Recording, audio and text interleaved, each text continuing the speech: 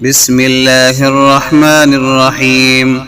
الله الذي خلق السماوات والأرض وما بينهما في 6 أيام ثم استوى على العرش ما لكم من دونه من ولي ولا شفيع أفلا تتذكرون يدبر الأمر من السماء إلى الأرض ثم يعرج إليه في يوم كان مقداره 1000 سنة مما تعدون। Please subscribe करें मेरे channel YouTube, Facebook, Instagram. जज़ाकल्लाहु खैरा।